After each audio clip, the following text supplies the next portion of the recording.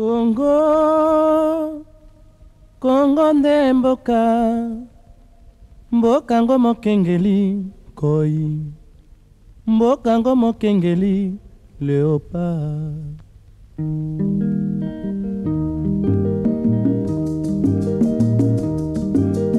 Mikolo tosekanaki na mosolo ya mboka Congo ekoki, tofungwani misolelo, tomoni bozoba nyonso tosali mpo ya kobongisa Congo avenir. Ebongi tosala moto nyonso ata mwana. Bonjour, je suis Eliane Mukeba, je suis congolaise d'origine, une experte en droits de l'homme et surtout spécialisée dans le droit de la femme. Je travaillais pour plusieurs départements du gouvernement ici au Royaume-Uni. J'ai aussi travaillé pour une agence des Nations Unies, l'Organisation maritime internationale, pour la sécurité maritime au monde. Juste après avoir complété ma maîtrise en droits de l'homme et aussi politique internationale à l'Université Goldsmith de Londres.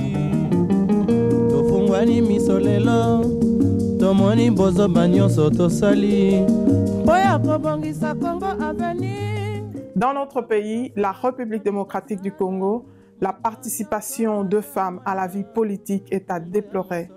Les femmes ne représentent que 10% de toute la classe politique confondue. J'ai effectué plusieurs voyages en RDC pour évaluer et travailler sur les questions relatives aux droits de femmes. Laissez-moi vous dire que la situation de la femme en RDC est inadmissible et alarmante. En RDC, les femmes font face aux nombreuses atrocités telles que viols comme armes de guerre, la mortalité maternelle qui est très élevée, la pauvreté.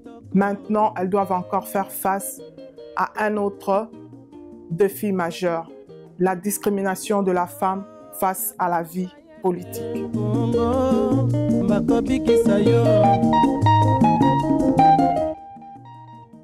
Plusieurs pays en voie de développement ont émergé et ont atteint un niveau très élevé par rapport à la femme en politique. Mais la RDC reste classée en bas de la liste, à la 144e place sur 148 pays, juste après le Yémen, l'Afghanistan, l'Arabie saoudite et le Niger, nous rendant l'un des pays les plus pauvres au monde pour que les filles et les femmes vivent une vie de dignité.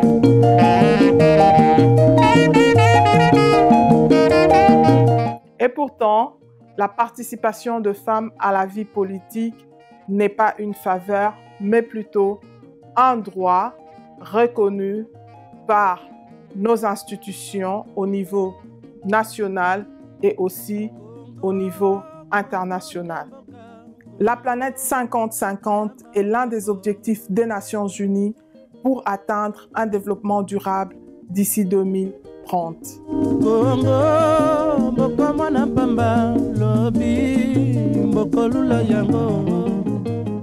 Plusieurs résolutions du Conseil des Nations Unies ont recommandé à la RDC de veiller à l'égalité des sexes.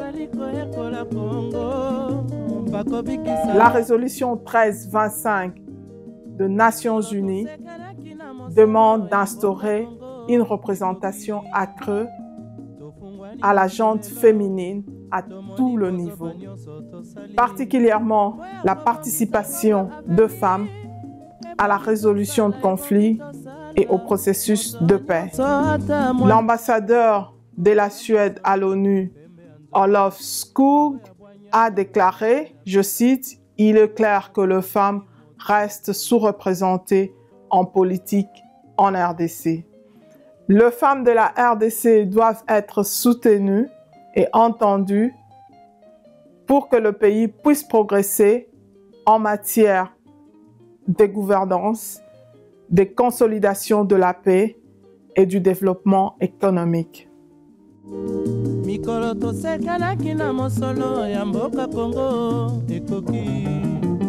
La faute est attribuée aux autorités de la République démocratique du Congo qui ont échoué de mettre en application, promouvoir et protéger le droit de la femme.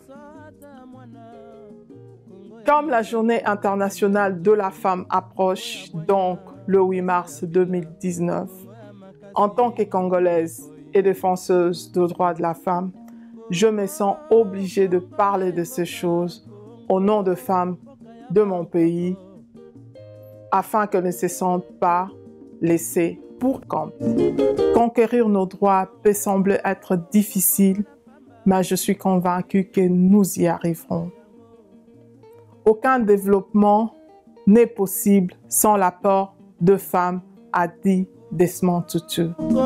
Les femmes congolaises doivent savoir qu'elles comptent et que s'engager à la vie politique est une obligation et une nécessité pour le développement de notre pays. Les femmes de la RDC doivent s'imposer à la table de décision.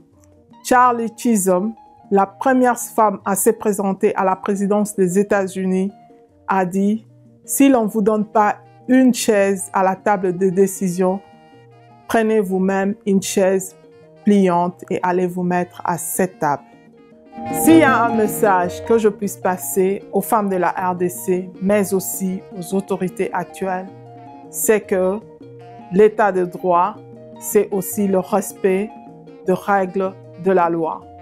Respecter les règles de la loi, c'est la mise en application totale des droits de la femme.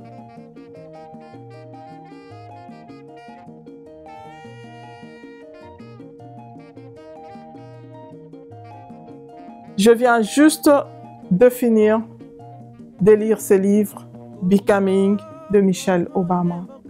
Laissez-moi vous dire que ce livre m'a beaucoup inspiré par rapport à ce que les femmes peuvent accomplir. C'est pourquoi je veux aussi dire aux femmes de la RDC qu'il y a tellement de choses que vous pouvez accomplir. Déjà, vous contribuez largement à l'économie de notre pays. Et si vous vous mettez dans la politique, vous allez accomplir encore plus.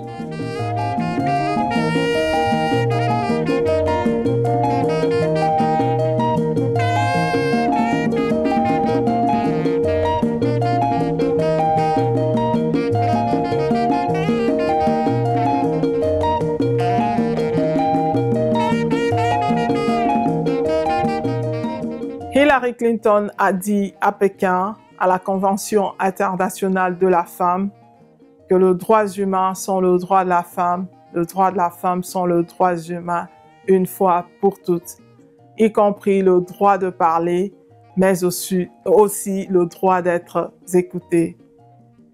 Regardez un peu le cas du Kenya, regardez un peu le cas de l'Éthiopie, regardez même le cas du Gabon. Les femmes ont vraiment émergé et les autorités de ces pays ont aidé les femmes à émerger. Aux hommes de la RDC, vous avez la responsabilité de nous aider. C'est le 21e siècle, nous comptons sur vous pour pouvoir promouvoir, protéger, aussi pour la mise en application totale des droits de la femme. Joyeuse fête internationale de la femme. Merci de m'avoir écouté. Dieu bénisse la RDC.